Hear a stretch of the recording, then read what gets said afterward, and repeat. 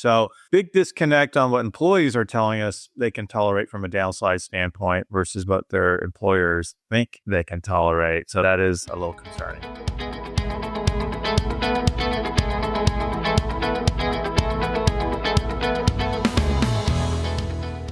This is 401k Specialist Editor-in-Chief Brian Anderson, and this is the 401k Specialist Podcast. A recent survey from American Century Investments revealed some troubling disconnects between retirement plan sponsors and participants, where despite sharing a commitment to retirement readiness, sizable gaps were found in perceptions of participant preparedness, risk tolerance, and even some basic understanding of how common retirement products work. We're going to dive right into the findings right after this brief message. American Century Investments recently released the findings of its 12th annual National Retirement Survey, revealing a disconnect between retirement plan sponsors and participants. The survey captures the evolving priorities, anxieties, and expectations shaping the future of retirement in America. Find out more at americancentury.com.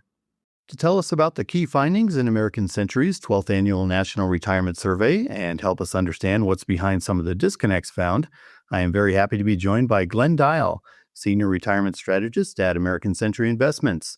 Welcome to the 401k Specialist Podcast, Glenn. Thanks for having me, Brian.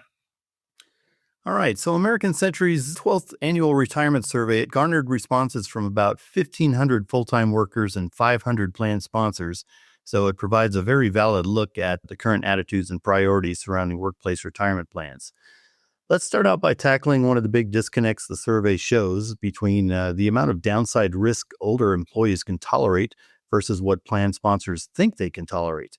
Can you tell us a little bit more about that? Yeah, so we asked employees that were about 5 years from retirement how much downside risk they could tolerate. And almost half, it was actually 46%, said, you know what? We can't even tolerate a 10% downturn in our assets, or less, by the way. So we know they probably can't even tolerate a 10% downturn or 8 or 9%. Again, that's almost half the population are 5 years from retirement. We asked employers the same question. Hey, how much risk do you think your employees can tolerate?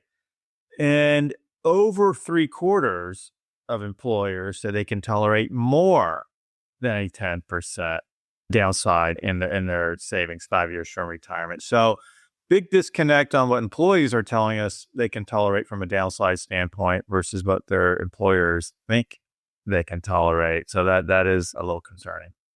Interesting. Okay. The survey shows some very high employee demand for retirement income, and that 34% of plan sponsors are actively considering adding it. If this is the case, why do you think that we haven't seen more uptake in the industry up to now? Yeah, I think it's a couple of things. First and foremost, I think the biggest obstacle was this whole idea of portability, meaning that you didn't have multiple retirement income and guaranteed income type products and solutions on each record keeper that can be ported or moved with you if you change record keeper. So I think without that, we didn't see a lot of uptake. But thankfully we're at a point in time where we're seeing most of the major 401k record keepers now adding all kinds of solutions, and that in tandem with the Secure Act, which gave us a safe harbor for guaranteed income contracts. We're actually expecting a pretty big sea shift in terms of the demand, because we know that employees want it, number one. And I should have mentioned this earlier, but we also think part of the problem, if you will, is the way we address our industry, meaning that most people will call it a 401k retirement plan. And if you're a rank and file employee and your employer tells you you have a retirement plan, subconsciously you probably think income. Oh, retirement plan means income. When in reality, it's a 401k savings plan, which means it's really up to you to turn that into income. Now, some people clearly communicate it the correct way, and I would say some don't. So there might be a misperception out there also. This is definitely a challenge that the industry is facing. So in your opinion, how much of a participant's account should be protected from market volatility so that it can generate income?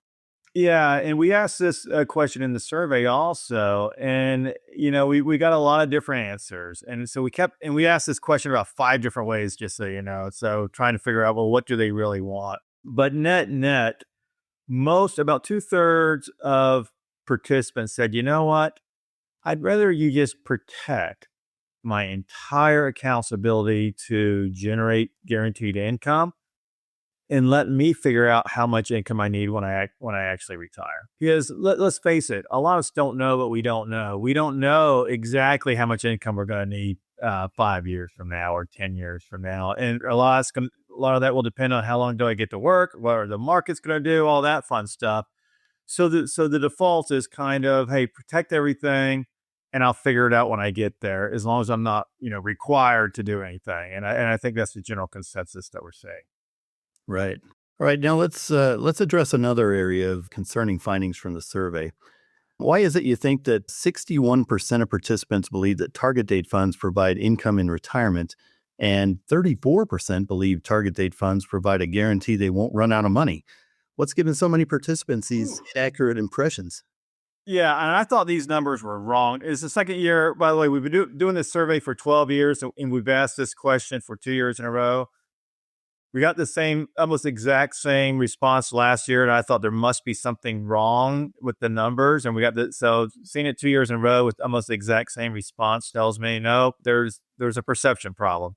Um, so the only thing I can think of on the target date side is why participants might think they are guaranteed not to lose money is that we've been in really a pretty sustained bull market since 08, 09. Yes, we've had some downturns along the way, but they have been sustained. I mean, a lot of them have been these V-shaped downturns. By the time you get your statement, the market's already recovered. If you're not really paying attention, which you shouldn't be, by the way, if you're younger, you just kind of let it ride. You probably think that, hey, you know what? I've never lost money in target date funds. Again, if you're under 40, you probably never, seen a sustained market downturn. So I think that's part of the problem. And the other part, why 61% believe their target date fund provides income. Again, I think it might go back to the terminology, the fact that we call it a retirement plan, and they probably mistakenly assume that, oh, well, it's a retirement plan, it provides income, and I'm being defaulted into a target date fund in my retirement plan. They probably think it's actually a retirement plan. So not to be facetious there, but I think that might be part of the problem. Not all the problem, but part of the problem. Right, right. Now, so if an employee elects to receive guaranteed income, how important is it to maintain control and flexibility of their retirement account? Yeah, this is probably the most emotional response I think we got on the survey. We asked this about five different ways also, and what we heard loud and clear was that from participants is even during retirement, even after they start receiving guaranteed income, they want to stay in control, meaning they want to be able to change their mind at any time, increase or decrease their contributions, just take all the money out. And if they pass away, all the money should go to their heirs and not be kept by an insurance company or something like that. So we know that control and flexibility is literally number one on the list in terms of any kind of solutions that are out there in the market that participants want to maintain that control and flexibility. Right. Now, what about post-retirement? How important is it for retirees to continue to grow their account while they're taking income at the same time? Yeah, well, they want their cake and they want to eat it too. Meaning that just because they retire doesn't mean that they don't want their money to continue to grow. So they're like, hey, yeah, I want guaranteed income, but if the markets go up 30 or 40%, I want all the upside. I want my account value to go up that much. I want my income to go up that much. But they go down, I don't want any of the downside.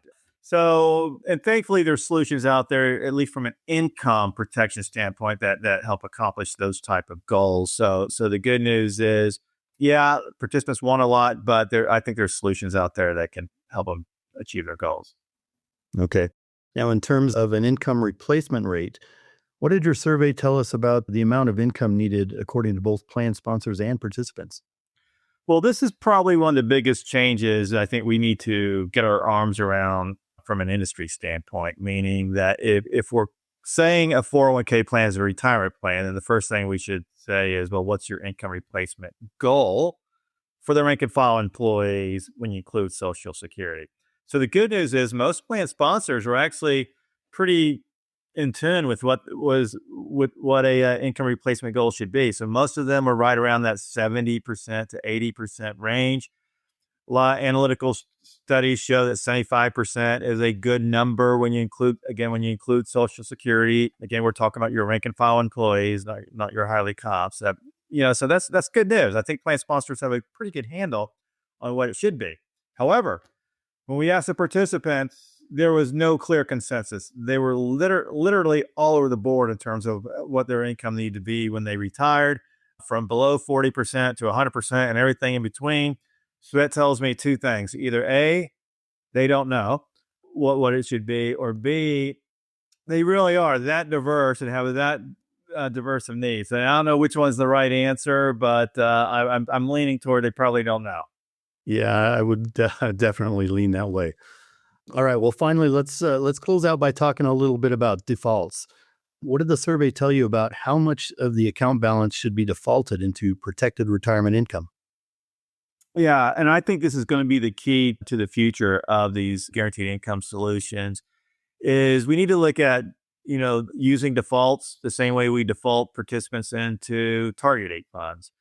And I think the question is, well, what does that mean? Well, what we're kind of hearing and seeing is that when someone turns 55 or older, that the preference is to default all or the majority of their account into some kind of protected income, right? They at that point, they've got their lifetime savings at risk and they want to protect it. Now, if we look away from the survey, we can look at analytical data that says, well, maybe it should be 50%, or maybe it should be all the employer matches and profit sharing, or maybe it should be 100%, but we know it should be something, right? Whether it's 100% or 50% or all the employer contributions, we know something needs to be defaulted on the employee's behalf, because otherwise inertia will take place.